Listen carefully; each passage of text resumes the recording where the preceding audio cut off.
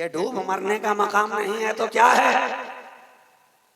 आप कहते हैं कि हम मिंबरे रसूल पर बैठे हैं, तो मिंबरे रसूल पर ऐसे बैठा जाता है?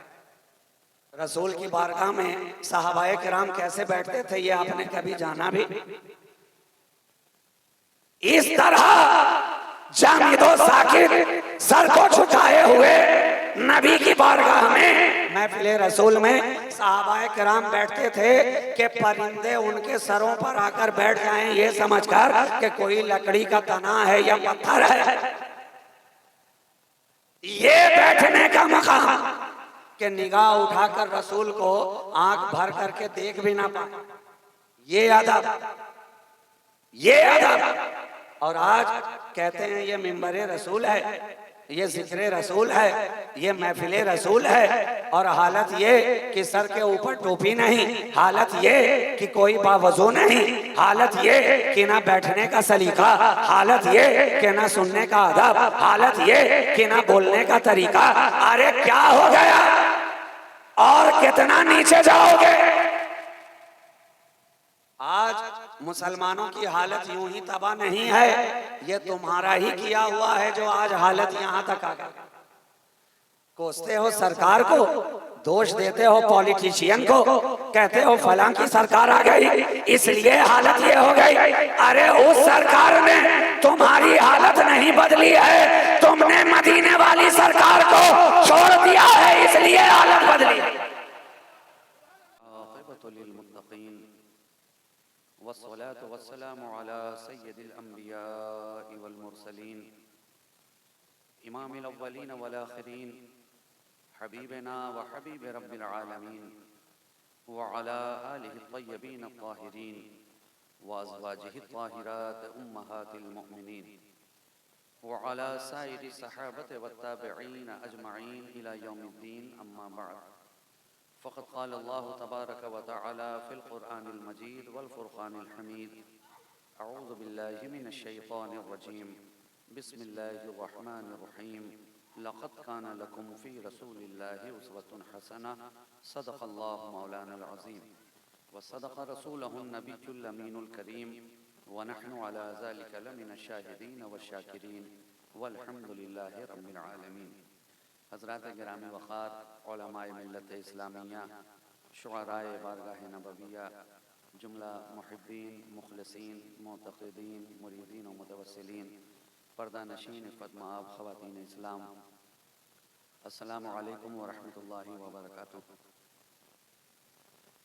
गुलशन आसी के इस पुरनूर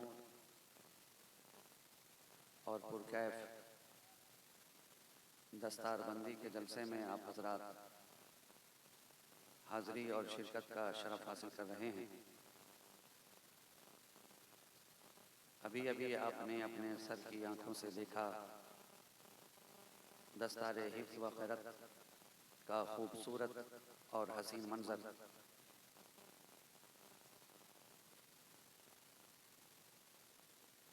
मैं इन तमाम फ़ारिग़ीन को दिली मुबारकबाद पेश करता हूँ और इनके साथ इनके तमाम तर अज़्ज़ा व क़रबा, इनके वालिदैन, इनके घर वाले, इनके रिश्तेदार, सब के सब लायक़ मुबारकबाद हैं।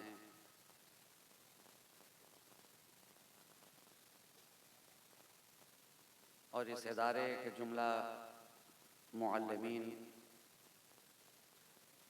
और मुआविनीन जो दिन रात इन बच्चों के लिए मेहनत कर रहे हैं, खिदमत कर रहे हैं, अहले खैर हज़रात जो इदारे को अपना ताउन पेश कर रहे हैं, ग़रज़ के जिस्मानी तौर पे हो कि माली तौर पे हो, हर एक ताउन करने वाला मुबारकबाद के लायक है। कमेटी के नौजवान, मौला करीम इनके हिम्मत व हौसले में मज़ीद तरक्कियाँ अता फ़रमाए और ये कौम की जो खिदमत अंजाम दे रहे हैं इसे और अच्छे तौर पर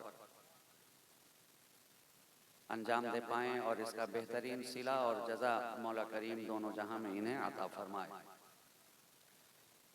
जिस ताल्लुक़ से जलसा मुनक़िद किया गया, इनेक़ाद पज़ीर हुआ, अल्हम्दुलिल्लाह वो मकसद पूरा हो चुका है और आप अपने माथे की निगाहों से मुलाहिजा फरमा रहे हैं। रात काफ़ी गुजर चुकी है, घड़ी में 2 बज चुके हैं और आखिरी कड़ी की सूरत में फ़कीर शहबाजी आपके दरमियान हाजिर हैं। बेहतरीन वक्त में बेहतरीन गुफ्तगू आप तक पहुँच चुकी है। यकीनन उलमाए किराम की नसीहतें, उनके वाज, उनकी तकरीरें, उनकी बातें आप तक पहुँच चुकी हैं। उस पर अल्लाह तबारक व तआला हम सबको अमल करने की तौफीक अता फरमाए। आमीन आमीन सुम्मा आमीन। सब ने अपने अपने हिस्से की सआदतें हासिल कर ली हैं और जिसे जो वक्त मिला उसका उसने भरपूर इस्तेमाल किया। जाहिर है कि अब ये आखिरी शब है और रात के इस वक्त में जबकि आधे से ज़्यादा लोग बिस्तरे इस्तिराहत पे जा चुके हैं, मेरी निगाहों के सामने कुछ लोग अभी भी मौजूद हैं जो अपनी मोहब्बतों का इजहार फरमा रहे हैं। मैं थोड़ी देर आपकी समातों के हवाले हो रहा हूँ। हाँ, ये और बात है कि जैसा वक्त और जैसा माहौल होता है उसी के एतबार से गुफ्तगू भी होती है। जब रात जवान होती है तो बोलने वाला भी उसी जौलानी के साथ और उसी अंदाज के साथ और उसी रंग के साथ बोलता है, और जब आपकी समाअत ज़वाल पज़ीर होती है और उस पर ज़ईफ़ी का असर होने लगता है तो फिर बोलने वाला भी उसी एतबार से बोलता है और उसी में अपनी भलाई भी समझता है। शुआरा हज़रात से भी आपने अशार सुने हैं नातो मनाक़िब के। मैं बहुत लंबी चौड़ी किसी तमहीदी गुफ्तगू में आपके जहन को उलझा कर नहीं रखूँगा। 2-4 बातें आपकी समातों तक पहुँचा दूँ, मेरे आने का मकसद पूरा हो जाए।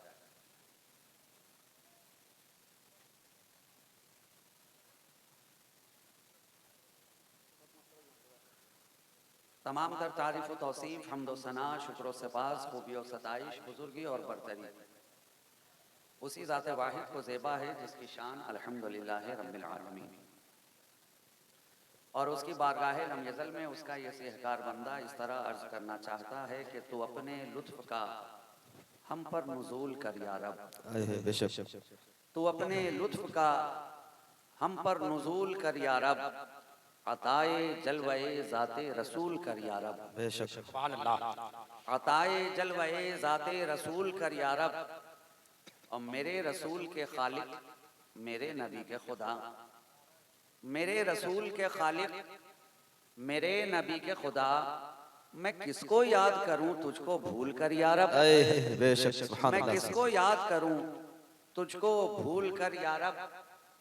अताए जलवे ज़ाते रसूल कर या रब। और कहूँगा हश्र में लेकर बयाज़े नाते रसूल, कहूँगा हश्र में लेकर बयाज़े नाते रसूल, मुझे नहीं न सही ये कबूल कर या रब। मुझे नहीं न सही ये कबूल कर या रब। तो अपने लुत्फ़ का हम पर नुज़ूल कर या रब, अताए जलवे ज़ाते रसूल कर या रब। ज़बां मिली है तेरे हुस्न के बयां के लिए, ज़बां मिली है तेरे हुस्न के बयां के लिए, जबीने शौक़ तेरे संगे आस्था के लिए। ये जान ले लो मगर दिल ना ले सकोगे मेरा, इसे तो रखा है सरकारे दो जहां के लिए। इसे तो रखा है सरकारे दो जहां के लिए। हजरात गिरामी, मैंने कुरान पाक की एक बड़ी मशहूर और मारूफ आयत करीमा की तिलावत का शरफ हासिल किया है। कुरान पाक हम तक ये पैगाम पहुंचा रहा है, हम तक ये मैसेज कन्वे कर रहा है, हम तक रब का ये फरमाने अजीम शान पहुंचा रहा है कि ऐ कायनाते इंसानी में रहने वालों, ऐ कायनाते इंसानी में जीने वालों, ऐ कायनाते इंसानी में सांस लेने वालों, ऐ इस फर्श गीती के ऊपर रहने वालों, ऐ इस नीलगुं आसमान के नीचे जिंदगी गुजारने वालों, तुम सब के लिए रसूल पाक की जिंदगी के अंदर बेहतरीन नमूना है। रसूल पाक की जिंदगी के अंदर तुम्हारे लिए जीने के लिए, जिंदगी गुजारने के लिए, शबो रोज की गर्दिशें तय करने के लिए बेहतरीन नमूना है। अब हम जबकि इस कायनात का मुशाहिदा करते हैं तो इस कायनात के अंदर एक से बढ़कर एक शख्सियतें हमें नजर आईं, एक से बढ़कर एक इल्म वाले हमें नजर आए, एक से बढ़कर एक दानिश्वर हजरात हमें नजर आए। इसी दुनिया के अंदर हमने साइंसदानों को भी देखा, इसी दुनिया के अंदर हमने फिलासफर को भी देखा, इसी दुनिया के अंदर हमने प्रोफेसर को भी देखा, इसी दुनिया के अंदर हमने एक से बढ़कर एक लेक्चरर को भी देखा, इसी दुनिया के अंदर हमने लीडर को भी देखा, इसी दुनिया के अंदर हमने अदीब को देखा, इसी दुनिया के अंदर हमने खतीब को देखा, इसी दुनिया के अंदर हमने वाइस को देखा, इसी दुनिया के अंदर हमने शायर को देखा, इसी दुनिया के अंदर जिंदगी गुजारने वालों को हम दिन रात देख रहे हैं। मगर मुझे कोई एक ऐसी जात बताओ जो हर एक के लिए नमूना बन जाए, कोई एक ऐसी मिसाल पेश करो जो हर तबके इंसानी के लिए नमूना बन जाए। एक ऐसी जात बताओ जो गरीबों के लिए भी नमूना हो, एक ऐसी जात बताओ जो अमीरों के लिए भी नमूना हो, एक ऐसी जात बताओ जो फकीरों के लिए भी नमूना हो, एक ऐसी जात बताओ जो बादशाहों के लिए भी नमूना बन जाए, जो गधा के लिए भी नमूना हो, जो शाह के लिए भी नमूना हो, जो जाहिलों के लिए भी नमूना हो, जो आलिमों के लिए भी नमूना हो, जो खतीबों के लिए भी नमूना हो, जो अदीबों के लिए भी नमूना हो, जो साइंसदानों के लिए भी नमूना हो, जो फलसफी के लिए भी नमूना हो, जो सूफी के लिए भी नमूना, जो आलिम के लिए भी नमूना। अरे हम तो देख रहे हैं कि आलिम अगर नमूना बना है तो इल्म वालों के लिए नमूना बना है, साइंसदान अगर नमूना बना है तो साइंसदानों के लिए नमूना बना है, फिजिक्स पढ़ाने वाला अगर नमूना बना है तो फिजिक्स के पढ़ने वालों के लिए नमूना बना, केमिस्ट्री बताने वाला अगर नमूना बना है तो केमिस्ट्री के तालिबे इल्म के लिए नमूना बना है, अगर हिफ्ज कराने वाला किसी के लिए नमूना बना है तो हिफ्ज कुरान करने वालों के लिए नमूना बना है, मदरसे में पढ़ाने वाला आलिम फाजिल अगर नमूना बना है तो सर्फी और नहवी रहा तो सर्फ वालों के लिए नमूना बना, फलसफी रहा तो फलसफा वालों के लिए नमूना बना,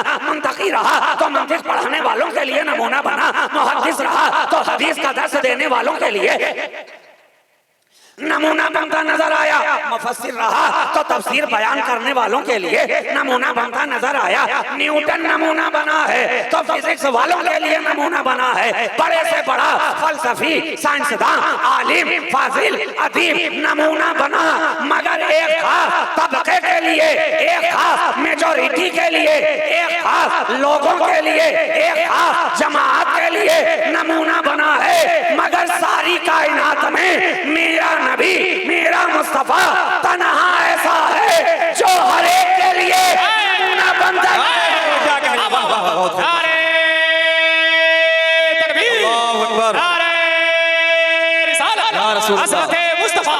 सीरते मुस्तफा, सूरते मुस्तफा, नक्शे मुस्तफा, जलवे मुस्तफा, बज़्मे मुस्तफा।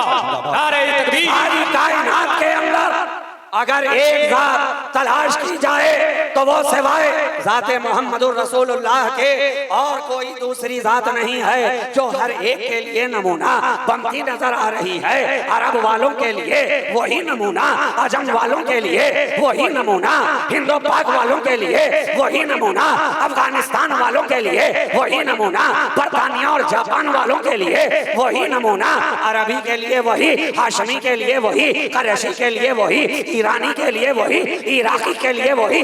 एक जाते मोहम्मद और रसूलुल्लाह है जो सबके लिए नमूना बनती नजर आ रही है, नमूना बनती नजर आ रही है। भूखों के लिए वही नमूना है, शिकम सैर के लिए वही नमूना है, प्यासों के लिए वही नमूना है, सैराब के लिए वही नमूना है, सहाबियों के लिए वही नमूना है, आराबियों के लिए वही नमूना है, देहातियों के लिए वही नमूना है, शहरियों के लिए वही नमूना है, जाहिलों के लिए वही नमूना है, आलिमों के लिए वही नमूना।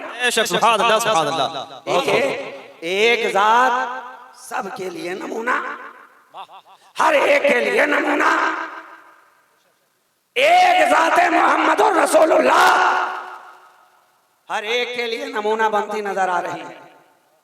गारे हिरा में ठहर जाता है तो खलवत नशीनों के लिए रहनुमा बनता है। मस्जिद नबवी में आ जाता है तो जलवत नशीनों के लिए रहनुमा बन जाता है। हुजरे आयशा में जाता है तो शौहरों के लिए नमूना बन जाता है। खाना फातिमा में आता है तो शफकत पेदरी का नमूना बन जाता है। और हुसैन को अपने कंधे पर बिठा लेता है तो सारी दुनिया के लिए नाना का नमूना बनता नजर आता है। सुभान अल्लाह, सुभान अल्लाह। एक नबी है जिस मोड़ पे देखा उसी को पाया। जिंदगी के जिस मोड़ पे देखा उसी मुस्तफा को रहनुमाई करते हुए पाया। एक ही नबी है जो अंधों के आटे भी पीस रहा है। एक ही नबी है जो ज़ईफा की कटरी भी उठा रहा है। एक ही नबी है जो बाजार ताइफ में पत्थर भी खा रहा है। एक ही नबी है जो बदरो उहद में तलवार चलाने के हुनर भी सिखाता नजर आ रहा है। एक ही नबी है कि लालाजारों में देखा तो मुस्तफा, शहसवारों में देखा तो मुस्तफा, तीर तलवारों में देखा तो मुस्तफा, लहल और नहारों में देखा तो मुस्तफा, बादिया शियारों में देखा तो मुस्तफा, ताजदारों में देखा तो मुस्तफा, चांद सितारों में देखा तो मुस्तफा, और कुरान के पारों में देखा तो मुस्तफा नजर आ रहा है। बेशक, सुभान अल्लाह, सुभान अल्लाह। जिंदाबाद, जिंदाबाद। बहुत खूब, माशाअल्लाह, माशाअल्लाह। एक नबी, एक रहनुमा, एक कायद, एक हादी, एक रिफॉर्मर, हर एक के लिए नमूना बन रहा है। बताओ कायनात में और ऐसी कोई जात है जो सबकी रहनुमाई करे? ये सब अभी बंद कर दीजिए। सबकी रहनुमाई करे। आप तो देखते हैं ये मदरसे का जलसा हो रहा है। पढ़ने वाले भी बैठे हैं, पढ़ाने वाले भी बैठे हैं। मदरसे के अंदर जाइए तो वही चीज नजर आएगी। स्कूल और कॉलेज में जाइए तो वही बात नजर आएगी। क्या कि जितने सब्जेक्ट हैं, हर सब्जेक्ट को पढ़ाने वाला उस्ताद भी अलग अलग है। जी है ना जी। आप कॉलेज में जाइए, स्कूल में जाइए तो जो साइंस पढ़ाने वाला है वो आर्ट्स नहीं पढ़ाएगा। जो आर्ट्स पढ़ाने वाला है वो कॉमर्स नहीं बताएगा। जो फिजिक्स का प्रोफेसर होगा वो केमिस्ट्री नहीं पढ़ाएगा। जो केमिस्ट्री का प्रोफेसर होगा वो मैथमेटिक्स नहीं बताएगा। जो मैथमेटिक्स का होगा वो इकोनॉमिक्स नहीं पढ़ाएगा। गोया इल्म का दायरा बढ़ता जा रहा है तो पढ़ाने वाले भी बढ़ते जा रहे हैं। फिजिक्स का टीचर और केमिस्ट्री का टीचर और बॉटनी का टीचर और जूलॉजी का टीचर और साइंस का टीचर और अकाउंट्स का टीचर और स्टैटिस्टिक्स का टीचर और ज्योग्राफिया का और सिविक्स का और इकोनॉमिक्स का और पॉलिटिकल साइंस का और अगर मदरसे में आ जाइए तो मंतिक का पढ़ाने वाला और इल्म कलाम का पढ़ाने वाला और सर्फ व नहव का पढ़ाने वाला और हदीस का दर्स देने वाला और तफसीर की बातें बताने वाला और गोया इल्म का दायरा बढ़ता जा रहा है। पढ़ाने वाले बढ़ते चले जा रहे हैं। ये हाफिज़े किराम, हुफ़ाज़े किराम यहाँ बैठे हैं तो हिफ्ज़ कराने वाला और है, क़िराअत पढ़ाने वाला और है। दायरा बढ़ता गया, पढ़ाने वाले बढ़ते गए। मुझे सारी कायनात से एक ऐसा टीचर बताओ, एक ऐसा टीचर बताओ जो सब पढ़ाता हो, जी जी, जो सब पढ़ाता हो, हर सब्जेक्ट पढ़ाता हो, हर पर्चा पढ़ाता हो, हर किताब पढ़ाता हो, जिंदगी भी पढ़ाए, बंदगी भी पढ़ाए। कोई एक ऐसा टीचर बताओ। तुम कायनात में से दिखा नहीं सकते हो मगर कुर्बान जाओ, ये मदीने की यूनिवर्सिटी है। एक पढ़ाने वाला गुंबद खजरा के साये में बैठा है। पढ़ने वाले अलग अलग हैं, सबका टास्क अलग अलग है, सबका मिजाज अलग अलग है। वहीं सिद्दीक भी बैठे हैं, वहीं फारूक भी बैठे हैं, वहीं उस्मान भी बैठे हैं, वहीं अली भी बैठे हैं। एक पढ़ाने वाला सबको पढ़ा रहा है। सदाकत भी पढ़ाए, अदालत भी पढ़ाए, शुजाअत भी पढ़ाए, विलायत भी पढ़ाए, करामत भी पढ़ाए, तहारत भी पढ़ाए, नजाफत भी पढ़ाए। ऐसा पढ़ाए है वाह बेशक। एक मुस्तफा सबको पढ़ा रहे हैं।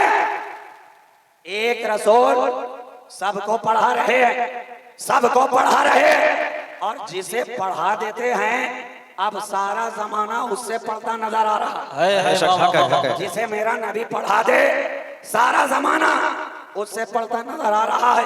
उससे पढ़ता नजर आ रहा है। सिद्दीक से सदाकत हर कोई पढ़ रहा है, फारूक से अदालत हर कोई पढ़ रहा है, उस्मान से सखावत का दर्स हर कोई ले रहा है, और अली से विलायत का सबक हर कोई पढ़ रहा है।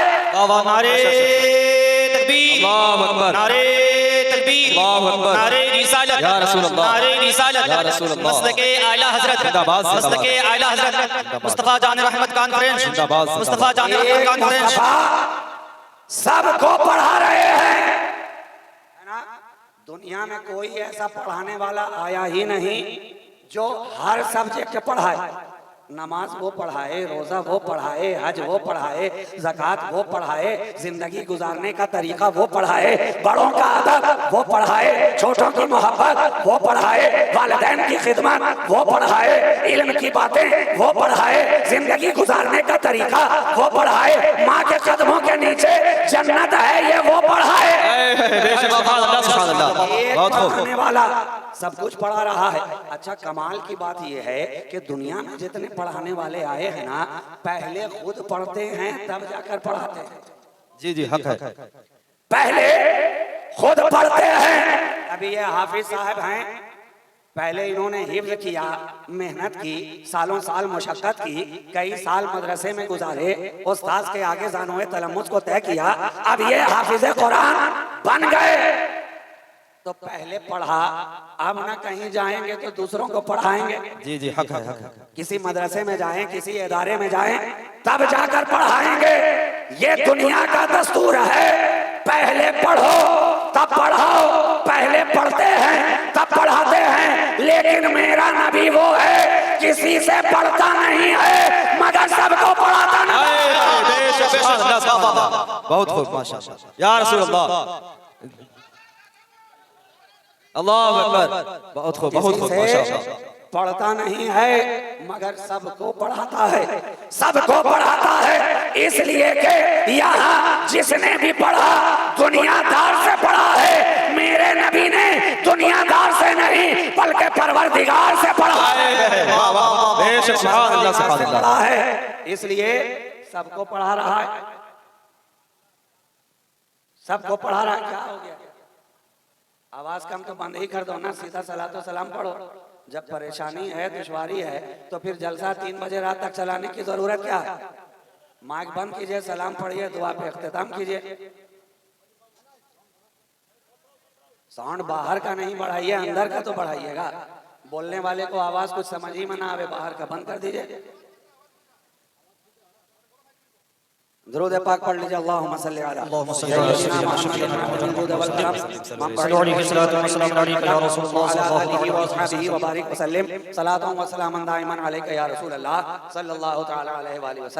अहले सुन्नत के अंदर जो आज के दौर में एक सबसे बड़ी खामी है वो यही है कि हमें जलसा कराना तो आ गया है, जलसा सुनना नहीं आया।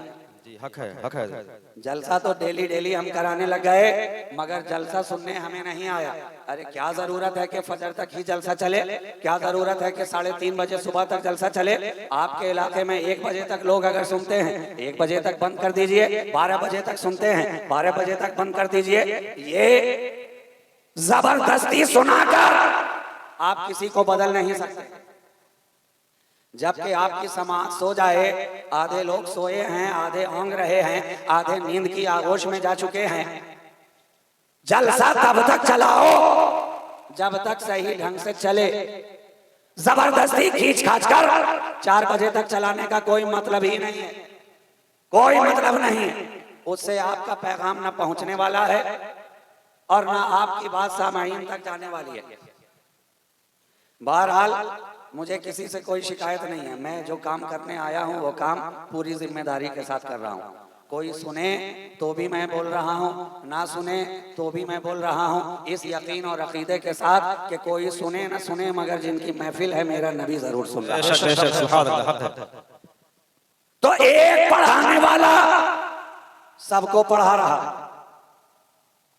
और बिना किसी से पढ़े सबको पढ़ा रहा।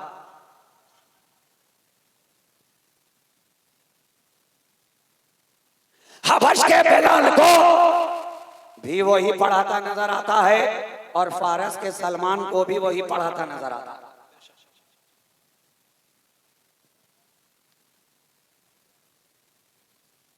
हदीस जिब्रील के अंदर ये बात मौजूद है कि जिब्रील अमीन आए हुजूर की बारगाह में और आपके सामने दो जानू होकर बैठ गए। सवाल पे सवाल किया, नबी जवाब पे जवाब दे रहे हैं। पहला सवाल किया, ईमान क्या है? नबी ने जवाब दिया। जिब्रील ने फरमाया, सदक़ता, आपने सच कहा। अब सहाबाए किराम देख रहे हैं, इसलिए कि आए थे हालत बशरी में। जिब्रील अमीन आए थे हालत बशरी में। सहाबाए किराम देख रहे हैं कि एक इंसान आया, एक बशर आया, एक आदमी आया, नबी की बारगाह में आया, घुटने से घुटने मिलाकर बैठ गया, सवाल भी कर रहा है। और नबी जब जवाब दे रहे हैं तो सच कहते हैं आप, सच कहते हैं आप, ये भी कहता जा रहा है। पहला सवाल ईमान क्या है, दूसरा सवाल इस्लाम क्या है, और तीसरा सवाल किया एहसान क्या है। एहसान क्या है? तो मैं बस इस ताल्लुक से दो बातें अर्ज कर दूं, गुफ्तगू मुकम्मल हो जाए। पहला सवाल किया, क्या पूछा? ईमान क्या है। दूसरा सवाल क्या किया? इस्लाम क्या है। और तीसरा सवाल क्या किया? एहसान क्या है। एहसान क्या है? तो आका ने इरशाद फरमाया कि एहसान से मुराद ये है कि जब तू रब की इबादत करे, रब की इबादत करे तो इस तरह से करे कि जैसे कि तू खुदा को देख रहा है। इबादत इस तरह कर कि जैसे कि तू खुदा को देख रहा है, देख रहा है।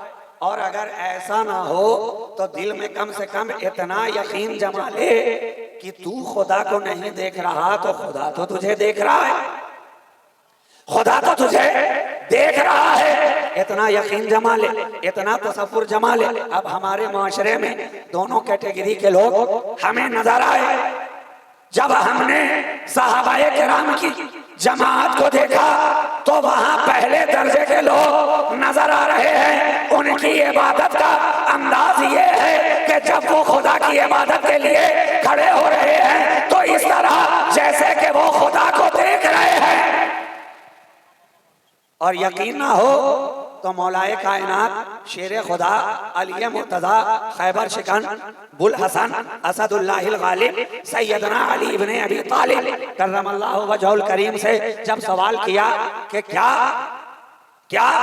आपने कभी रब के जलवे को देखा है, देखा है? तो फरमाया, अरे जब तक मैं हालत सजदा में अपने रब के जलवे को देख नहीं लेता मैं सजदे से सर उठाता ही नहीं। हाय वाह वाह वाह, बेशक है। ये है उनकी नमाज, सुभान अल्लाह। जब तक मैं अपने रब के जलवे का दीदार नहीं कर लेता तो अपने सर को सजदे से उठाता ही नहीं, उठाता ही नहीं। कहने वाले ने कह दिया तो बात तो तब होगी ना कि जो कौल हो वही फेल हो। मेरे नबी की जिंदगी नमूना क्यों बनी है कि सिर्फ कहने वाली नहीं है बल्कि करके दिखाने वाली है। सिर्फ मुस्तफा ने थ्योरी नहीं बताया है बल्कि प्रैक्टिकल करके दिखाया। पहले खुद चले हैं तब चलवाया है, पहले खुद किया है तब करवाया है, पहले खुद बोले हैं तब बुलवाया है, पहले खुद नमाज पढ़ी है तब पढ़वाई है, पहले खुद पेट पर पत्थर बांधे हैं रोजा रखा है तब जाकर रखवाया है। मेरे नबी की जिंदगी का कमाल यही है कि कहा भी है करके दिखाया भी है। तो जब मौला अली ने कह दिया जब तक मैं हालत सजदा में अपने रब के जलवों का दीदार नहीं कर लेता मैं सजदे से सर उठाता नहीं, तो अब आजमाया कैसे जाए, प्रैक्टिकल कैसे किया जाए? थ्योरी तो बता दिया, मौलाए कायनात ने प्रैक्टिकल करके दिखाओ दिखाओ। तो एक मौका आया, एक लम्हा आया कि हजरत अली के पांव में तीर की अनी जाकर चुभ गई। किसी दुश्मन ने दौराने जंग तीर चलाया और वो तीर मौला अली के कदमों में आकर चुभा। जब जंग से फारिग हुए साहबाए किराम ने उस तीर को निकालने की बार बार कोशिश की मगर अनी इस तरह से जाकर पांव में फंस गई कि निकाले नहीं निकलते बने। बार बार कोशिश की जा रही है किसी तरह से अली के कदमों से तीर को बाहर निकाल लिया जाए, मगर जो ही तीर को सहाबाए किराम छूते हैं दर्द के मारे हजरत अली की चीख निकल जाती है। अनी निकाली जाए तो किस तरह कुर्बान जाइए बारगाहे रिसालत महब सल्लल्लाहु अलैहि वसल्लम में सहाबाए किराम हाजिर हुए, अर्ज करने लगे या रसूल अल्लाह सल्लल्लाहु अलैहि वसल्लम, हमारे माँ बाप आप पे कुर्बान, अली के कदम में तीर इस तरह चुभ गया है कि बाहर निकलने का नाम ही नहीं लेता। हम छूते भी हैं तो दर्द बहुत ज्यादा है, तकलीफ बहुत ज्यादा है, परेशानी बहुत ज्यादा है, अनी है कि बाहर आती नहीं, और अगर तीर निकाला ना गया तो जहर फैल जाएगा, जख्म बढ़ जाएगा, जान जाने का खतरा है, तीर निकालें तो कैसे। नबी ने मुस्कुराकर फरमाया अभी रहने दो, जब मौका आएगा मैं तुम्हें इशारा कर दूंगा, जब वक्त आएगा मैं बता दूंगा, इशारा कर दूंगा। इतने में मौलाए कायनात मस्जिद में तशरीफ लाते हैं, मेहराब इबादत में खड़े हो जाते हैं, रब की बंदगी में मसरूफ हो जाते हैं, नियत बांध ली, तकबीर तहरीमा कहा, तिलावत की, क़िरात किया, अलहम्द पढ़ा, सूरत पढ़ी, रुकू में गए, क़याम किया, जब हालत सजदा में गए हैं मौलाए कायनात नबी ने इशारा फरमाया अब मौका सही है, तीर बाहर निकाल लिया जाए, अब वक्त सही है, अली के कदम से तीर बाहर खींच लिया जाए। अब हालत सजदा में हैं, मौलाए कायनात रब की बंदगी में हैं, मौलाए कायनात रब के जलवों में गुम हैं, मौलाए कायनात रब के जलवों का दीदार करते चले जा रहे हैं, शरबते दीदारे इलाही मौला अली सजदे में पीते जा रहे हैं। नबी ने इशारा किया अब तीर को निकाल लिया जाए, सहाबाए किराम गए और पूरी ताकत और कुव्वत के साथ तीर को बाहर खींच लिया, तीर निकला तो निकला, साथ में पांव से जिस गोश्त में फंसा हुआ था गोश्त का छोटा सा हिस्सा भी पांव से बाहर आ गया, मगर कुर्बान जाइए यही हजरत अली हैं कि थोड़ी देर पहले जब तीर को छुआ भी जा रहा था तो दर्द से बिलक रहे थे, और अब हालत सजदा में हैं, तीर बाहर आ गया है, गोश्त बाहर आ गया है, मगर हजरत अली के लबों पर ना उफ है, ना आ है, ना दर्द है, ना आहो बुका है, ना चीख चिल्ला है, पूरे इत्मीनान के साथ हजरत अली ने नमाज मुकम्मल कर ली है। सहाबाए किराम गए और पूछने लग गए ऐ अली बताओ तो अब तुम्हारे कदम का तीर कैसा है, तीर कैसा है, कहा अरे चुभा है तो चुभा है, निकलता ही कहाँ है, कहा है अली जरा कदम की तरफ देखिए तो सही, जब देखा है तो तीर का नामो निशान ही नहीं है, बारगाहे रिसालत में गए ऐ मेरे सरकार या रसूल अल्लाह मेरे कदम का तीर कैसे निकला, कहा है अली वो तेरा पीर जानता है कि तीर कैसे निकला। सुभान अल्लाह, सुभान अल्लाह, अल्लाहु अकबर। ऐ अली वो तेरा पीर जानता है कि तेरा तीर कैसे निकल गया, और ये तो ऐसे पीर हैं कि मौला अली के पीर हैं सुल्तान अंबिया, और मौला अली तमाम मुसलमान के पीर हैं, मौला अली तमाम मुसलमान के पीर हैं, तो ये है वो जलवा, ये है रब का जलवा। अली फकत कहते नहीं हैं, अरे सजदे की हालत में रब के जलवों में इस तरह गुम है कि तीर भी निकल जाए तो अली को खबर ना हो। सुभान अल्लाह, सुभान अल्लाह। ये है उनकी नमाज, ये है एहसान का आला दर्जा कि नबी ने फरमाया ना रब की इबादत इस तरह करो कि जैसे कि तुम रब को देख रहे हो, देख रहे हो, तो ये उनका मकाम कि वो देखकर नमाज पढ़े, जलवाए इलाही में गुम होकर नमाज पढ़े, रब के जलवों में मुस्तगरक होकर नमाज पढ़े, इबादत करें। अगर नबी सिर्फ इतना ही कहकर खामोश हो जाते कि इस तरह इबादत करो जैसे कि तुम खुदा को देख रहे हो, तो हम जैसे निकम्मों का क्या हाल होता, क्या हाल होता। हम में कौन ऐसा है जो ये दावा करे, ये दावा अली ही को जेब देता है, ये दावा सिद्दीक़ अकबर ही को जेब देता है, ये दावा फारूक आजम और उस्मान गनी सहाबाए किराम की मुकद्दस जमात ही को जेब देता है, मगर हम में कोई गौसे आजम तो नहीं है, हम में कोई गरीब नवाज तो नहीं है, हम में कोई महबूबे इलाही तो नहीं है। अगर नबी इतना कहकर चुप हो जाते कि इबादत कर इस तरह के जैसे कि तू रब को देख रहा है, तो हमारा क्या होता। मगर मैं कुर्बान गया उनकी शान रहमतुल्लिल आलमीन पर। नबी को हमारा कितना ख्याल था कि फकत इतना ना कहा कि इबादत कर इस तरह जैसे कि तू रब को देख रहा है, बल्कि ये भी कह दिया अगर ये ना हो सके तो इतना ख्याल कर, तू ना देख सके तो वो तो तुझे देख रहा है। अगर तुझे वो मकाम नहीं हासिल हो,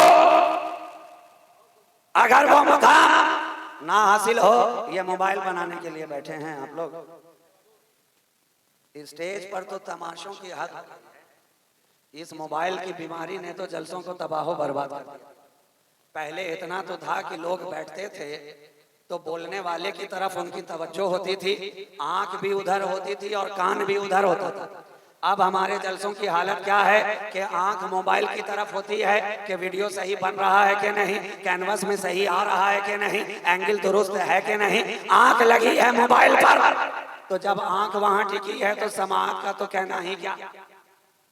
बोलने वाला क्या बोल रहा है उससे कोई मतलब नहीं है, वीडियो बननी चाहिए। कहने वाला क्या कह रहा है कोई लेना देना नहीं है, वीडियो सही बननी चाहिए। फेसबुक पर सही ढंग से लाइव आना चाहिए, यूट्यूब पे सही तरह से वीडियो चलनी चाहिए। ये मुस्कुराने की बात नहीं है, मातम करने की बात है। अभी आपको मुस्कुराहट आ रही है, हंसी आ रही है, एक वक्त आएगा जब तुम अपने किए पर पछताओगे। एक वक्त आएगा जब तुम्हें शर्मिंदगी होगी, अपने किए हुए पर निदामत होगी। रसूल की महफिल में जाते हो, जिक्र मुस्तफा की महफिल में जाते हो और नबी का जिक्र ना सुनकर मोबाइल देखते रहते हो। अरे ये शर्म की बात नहीं है तो क्या है।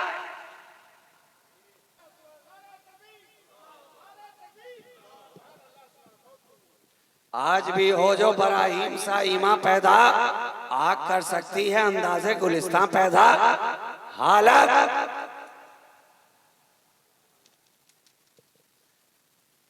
आपने खुद से अपनी तबाह की है। बहरहाल मैं इस तरह के जुमले इस्तेमाल नहीं करता हूं अपने खिताब में और अपनी तकरीर में। मैं नहीं चाहता कि मेरे किसी जुमले से किसी की दिल आज़ारी हो, मगर कभी कभी बात आप बोलते हैं ना कि जब पानी सर से ऊपर चला जाता है तो चाहे ना चाहे बोलना ही पड़ जाता है। इसलिए आप को ये बात समझनी होगी, सीखनी होगी। आप अपने उलमाए किराम से सोबत और कुर्बत हासिल करें कि रसूल की महफिल में किस तरह आया जाता है, किस तरह बैठा जाता है, किस तरह सुना जाता है। आप एक ही घंटा सुनिए, मैं नहीं कहता कि आप रात भर बैठ करके सुनिए, जितनी देर आपका दिल लगे। अरे जब कुरान के ताल्लुक से कह दिया उलमाए किराम ने कि जब तक दिल जमाई के साथ कुरान की तिलावत तुम करते रहो, तुम्हारा दिल पढ़ने को चाहे लगता रहे, तभी तक पढ़ो। और जब देखो कि अब इधर उधर के ख्यालात आने शुरू हो गए, दिल उचटना शुरू हो गया, कुरान बंद कर दो। मगर बेतवज्जोही के साथ ना पढ़ो, बेदिली के साथ ना पढ़ो। उसी तरह मैं कहता हूं कि जब जिक्र रसूल की महफिल में आइए तो जितनी देर आपका दिल लगे उतनी ही देर सुनिए। और जब दिल आपका उचटने लगे, ख्याल इधर उधर जाने लगे, आप उठ के घर चले जाइए, सो जाइए। कोई जरूरत नहीं है कि महफिल में बैठकर आप इधर उधर थकते रहें, बेतवज्जोही करते रहें, तमाशा करते रहें। जब तक बैठो, जब तक रहो दिल जमाई के साथ, और जब दिल ना लगे उठकर घर चले जाओ। जिक्र रसूल की महफिलें तुम्हें सुधारने के लिए मुनक्किद की गई है। यहां भी आकर ना सुधरे तो फिर कहां सुधरोगे। यहां भी ना संभले तो फिर कहां संभलोगे।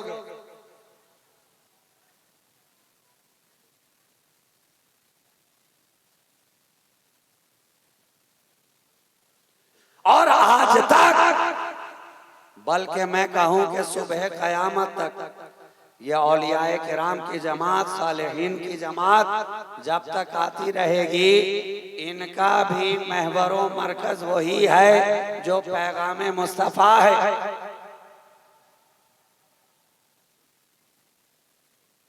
ये अल्लाह वाले भी क्या करते हैं? वही काम जो नबी ने किया। नबी आखिरी था, मेरे नबी पर नबूवत और रिसालत की इंतहा हो गई, दरवाजा बंद हो गया। अब कोई नबी नहीं आएगा, कोई रसूल नहीं आएगा, मगर वली तो कयामत तक आते रहेंगे, आते रहेंगे। काम नबियों वाला होगा, मगर अब नबी नहीं, वलियों के जरिया होगा, वलियों के जरिया होगा। गौसे आजम आए तो क्या करते रहे? दिल की दुनिया को बदलते रहे। जैसे मेरे नबी ने दिल की दुनिया को बदला, जो भी बारगाह में आता गया दिल की दुनिया बदलता गया। हजरत उमर तलवार लेकर आए तो कदमों में गिरे नजर आए। दिल की दुनिया मेरा नबी बदलता नजर आता है। और अल्लाह के वलियों ने भी जितनी मेहनत की है वो तुम्हारे दिल की दुनिया को बदलने के लिए की है। इसलिए कि नबी ने इरशाद फरमा दिया कि इंसानी जिस्म के अंदर गोश्त का एक टुकड़ा है, वो जब संवरता है तो सारा इंसान संवर जाता है, और जब वो बिगड़ता है तो सारा इंसान बिगड़ जाता है। सहाबाए किराम ने पूछा, ऐ मेरे आका ओ मौला, या रसूल अल्लाह, वो कौन सा टुकड़ा है? कहा, जानते नहीं हो, वही तो तुम्हारा दिल है, वही तो दिल है। जब दिल संवरता है इंसान सुधरता है, जब दिल बिगड़ता है इंसान बिगड़ता है। यही तो वो दिल है कि जब बिगड़ता है तो इंसान नमरूद बनता है, दिल बिगड़ता है फिरौन बनता है, दिल बिगड़ता है हामान बनता है, दिल बिगड़ता है शद्दाद बनता है, दिल बिगड़ता है यजीद बनता है, दिल बिगड़ता है अबू लहब बनता है, दिल बिगड़ता है अबू जहल बनता है। और यही दिल जब संवर जाए सिद्दीक़ अकबर बनता है, फारूक आज़म बनता है, उस्मान गनी बनता है, मौला अली। अल्लाह सुभान अल्लाह, या रसूल अल्लाह, या रसूल अल्लाह।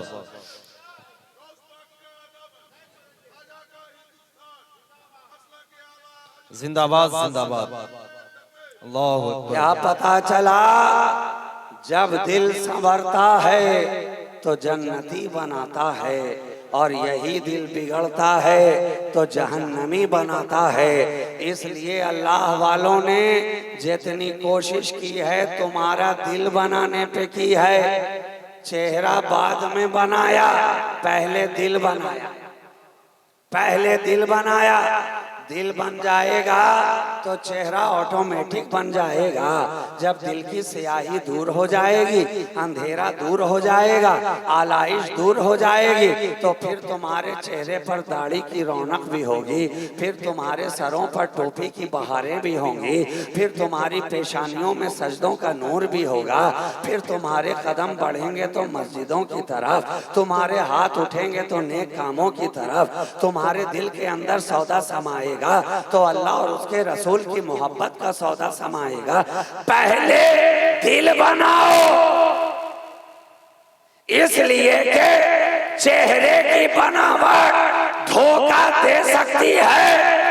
चेहरा देखकर धोखा खाया जा सकता है। आज के दौर में तो चेहरा देखकर बहुत सारे लोग धोखा दे भी रहे हैं और बहुत सारे धोखा खा भी रहे हैं। एक एक सूप दाढ़ी लेकर घूम रहे हैं लोग, टोपी भी है, लंबा कुर्ता भी है, छोटा सा पायजामा भी है। चेहरा देखकर लोग धोखा खा रहे हैं। इसलिए अल्लाह वालों ने जो दर्श दिया है कि दिल बनाओ, चेहरा देखकर धोखा खा सकते हो, मगर अल्लाह वालों के दिल से दिल मिलाकर कभी धोखा नहीं खा सकते। सुभान अल्लाह सुभान अल्लाह। इसलिए दिल बनाओ, दिल बनाओ। और ये जान लीजिए कि ये अल्लाह वाले जो होते हैं ना, ये दिल वाले होते हैं, दल वाले नहीं होते। आज के दौर में अलग अलग दल वाले घूम रहे हैं। दल वालों के पीछे ना जाओ, किसी दिल वाले के पीछे जाओ। दल वालों के पीछे जाओगे तो दलदल में फंस जाओगे, और दिल वालों के पीछे जाओगे तो दिल बन जाएगा। इसलिए कि दल से दल मिलता है तो दल दल बनता है, और दिल से दिल मिलता है तो हमेशा दिल दिल बनता है। बेशक सुभान अल्लाह। इसलिए चलो तो किसी अल्लाह वाले के पीछे चलो, चलो तो किसी साहिबे नजर के पीछे चलो, चलो तो किसी अहले दिल के पीछे चलो। इसलिए उलमाए किराम ने कहा ना कि जब उलमा की मजलिस में जाओ तो जबान संभाल कर रखो, लेकिन जब किसी अल्लाह वाले की बारगाह में जाओ तो दिल संभाल कर रखो, दिल संभाल कर रखो। इसलिए कि ये दिल देखते भी हैं और दिल बनाते भी हैं। वाह वाह। दिल देखते भी हैं, दिल बनाते भी हैं। आखिर वो क्या नजर थी, वो क्या नजर का कमाल था कि सरकारे गरीब नवाज की बारगाह में दुश्मन आ रहे हैं, आ रहे हैं। जमीन पर चलते हुए भी आए, आसमान में उड़ते हुए भी आए, दोनों तरफ से आए। मगर देखिए दिल वाले का कमाल क्या है, अहले नजर का कमाल क्या है, अल्लाह वालों की शान क्या है। आया सरकारे गरीब नवाज अपनी फूस की झोपड़ी में अपने गुलामों के साथ, चाहने वालों के साथ, खुलाफा के साथ, शागिर्दान के साथ, मुरीदीन के साथ, हल्का बगोशान के साथ तशरीफ फरमा है। जिस तरह शमा बीच में जलती है और परवाने चारों तरफ मंडलाते हैं, उसी तरह शम्मे विलायत अजमेर में रोशन है और उनके गिरदा गिर्द उनके चाहने वाले परवानों की तरह परवानावार उन पे निसार हो रहे हैं। अचानक गुलामों की निगाह आसमान की तरफ गई। गुलामों ने कहा, सरकार देखिए तो सही, कोई उड़ रहा है। सुभान अल्लाह सुभान अल्लाह। उड़ रहा है। गरीब नवाज ने फरमाया, अरे उड़ रहा तो उड़ने दो, तुम्हें उससे लेना देना क्या, उड़ रहा है तो उड़ने दो। कहा नहीं हुजूर, ज्यादा उड़ रहा है, ज्यादा उड़ रहा है। कहा अच्छा ज्यादा उड़ रहा है, तो जो ज्यादा उड़ता है तो वो तो फिर उड़ जाता है। अल्लाह वालों के सामने जो ज्यादा उड़ता है वो तो उड़ जाता है। तो अब हमने सोचा कि अब मेरे गरीब नवाज भी उड़ेंगे, गरीब नवाज भी उड़ेंगे। कहा रे जरूरत क्या है, देखो तो सही अभी किसे उड़ाते हैं, देखो तो सही अभी किसे उड़ाते हैं। हम उड़ने वालों में नहीं, हम तो उड़ाने वालों में हैं, उड़ाने वालों में हैं। तब कौन उड़ेगा भाई, ख्वाजा कुतुबुद्दीन उड़ेंगे क्या? कहा ना ना जरूरत नहीं है। सूफी हमीदुद्दीन उड़ेंगे क्या? कहा नहीं, उनकी भी जरूरत नहीं है। ख्वाजा फखरुद्दीन उड़ेंगे क्या? कहा ना, उनकी भी जरूरत नहीं है। ख्वाजा हुसामुद्दीन उड़ेंगे क्या? कहा नहीं, उनकी भी जरूरत नहीं है। तब कौन उड़ेगा? कहा देख तो सही, खड़ावन की तरफ निगाह डाली है। कहा अबे यहाँ क्या कर रहा है, उड़ जा।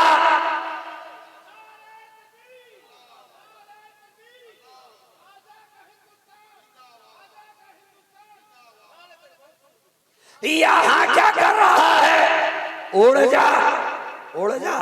खड़ावन ने भी जो ही सुना और देखा ना तो उड़ गया, उड़ गया। अब उधर जयपाल भी उड़ रहा है, इधर ख्वाजा का खड़ावन भी उड़ रहा है। वो भी उड़ता रहा, ये भी उड़ता रहा, वो भी चलता रहा, ये भी चलता रहा, वो भी बढ़ता रहा, ये भी बढ़ता रहा। जब जयपाल अपनी आखिरी हद को पहुंच गया, अब आगे उड़ने की ताकत ही नहीं, सलाहियत ही नहीं, गुंजाइश ही नहीं। मगर कुर्बान जाइए, ख्वाजा का खड़ावन कहां तक उड़ा। जयपाल के कदम तक तो जाकर ठहरा नहीं, जयपाल के कमर तक तो जाकर ठहरा नहीं, जयपाल के सीने तक तो जाकर रुका नहीं, जयपाल की गर्दन तक तो जाकर रुका नहीं, पहुंचा कहां? सर के ऊपर, सर के ऊपर। अब पहुंचकर ज़बाने हाल से कहने लगा नीचे चलता है कि नहीं? जयपाल ने जवाब दिया होगा, अच्छा भला तो यहाँ उड़ रहा था, ये कहां से आ गया? यहीं रहने दे भाई। जब देखा कि लातों के भूत बातों से तो मानने वाले नहीं, तो फौरन धड़ाधड़ का प्रोग्राम हो गया शुरू। अब जितना तेजी से खड़ावन सर पे पड़ा, उतना ही तेजी से जयपाल ख्वाजा के कदमों में आ पड़ा। और यहाँ से हमें एक ज़हन और भी मिल गया कि कुफ्र की ताकतें, जुल्मत की ताकतें, इल्हाद की ताकतें चाहे कितनी बुलंद क्यों ना हो जाएं, हमेशा इस्लाम की जूती के नीचे ही रहेंगी। तो उधर खड़ावन पड़ा, इधर जयपाल ख्वाजा के कदमों में आ पड़ा। लेकिन देखिए अल्लाह वाले की निगाह क्या होती है, अहले दिल का, अहले दिल की करिश्मा साजी क्या होती है। कहा जयपाल अब तू आ गया है ना, जब तक उड़ रहा था काफिर था, जब तक उड़ रहा था मुशरिक था, जब तक उड़ रहा था साहिर था, जब तक उड़ रहा था जादूगर था, जब तक उड़ रहा था बेईमान था। अब यहाँ आ गया है साहिब ईमान बना दिया जाए।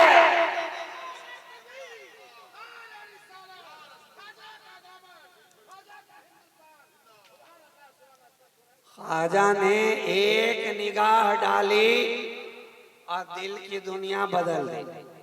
कहा जयपाल अब आज से तेरा नाम भी बदला, काम भी बदला, नाम भी बदला, काम भी बदला। आज से तेरा काम भूखे को अन्न, प्यासे को पानी, भटके हुए को राह बतानी, और तेरा नाम अब्दुल्ला बयाबानी। नाम भी बदला, काम भी बदला। तो अल्लाह वालों के सामने उड़ने से काम नहीं चलता है, दामन से जुड़ने से काम चलता है। यहाँ उड़ो नहीं, पीछे चलना है, किसी अल्लाह वाले का दामन थाम लो। आगे बढ़ना है, किसी अहले दिल का दामन थाम लो। कामयाब होना है, किसी अहले विला की चौखट पर चले जाओ, इनकी बारगाह में आ जाओगे। अरे कमाल तो ये है, जो दरवाजे के अंदर आए वो भी कामयाब हो जाए, जो दरवाजे से गुजर जाए वो भी कामयाब हो जाए। बेशक सुभान अल्लाह सुभान अल्लाह। गौसे आजम के फकत दरवाजे से गुजर गया तो कामयाब हुआ कि ना हुआ?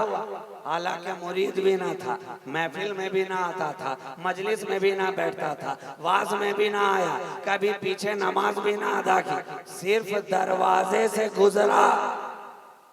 इनकी चौखट तो ऐसी चौखट है कि जो इनकी चौखट से गुजर जाए उसे भी दोनों जहां की कामयाबी मिल जाया करती है। तो ऐ ईमान वालो, कुरान ने जो पैगाम दिया कि तुम्हारे लिए रसूल की जिंदगी के अंदर बेहतरीन नमूना है, नमूना बनाओ तो आका की जिंदगी को, नमूना बनाओ तो मुस्तफ़ा की जिंदगी को, निशाने कदम बनाओ तो रसूल की जिंदगी को। जिधर जिधर से रसूल गुजरते गए हैं उधर उधर से दीवाने बनकर गुजरते चले जाओ। जहां रसूल बैठे हैं दीवाने बनकर बैठते जाओ, जहां रसूल आगे बढ़ गए हैं दीवाने बनकर आगे बढ़ते चले जाओ। जो रसूल ने कहा उसे सीने से लगाओ, जो रसूल ने बताया उसे दिल में जगा दो। शरीयत मुस्तफ़ा को अपनाते चले जाओ, सुन्नत रसूल की पैरवी करते चले जाओ, राह मुस्तफ़ा पर कदम आगे बढ़ाते चले जाओ। इंशाअल्लाह ताला तुम यहाँ भी कामयाब नजर आओगे, वहां भी कामयाब नजर आओगे। रसूल की जिंदगी नमूना बन गई तो जमीन के ऊपर भी तुम कामयाब हो, जमीन के नीचे भी तुम कामयाब हो। मौला करीम हमें और आपको अपने हबीब लबीब की जिंदगी से नमूना लेकर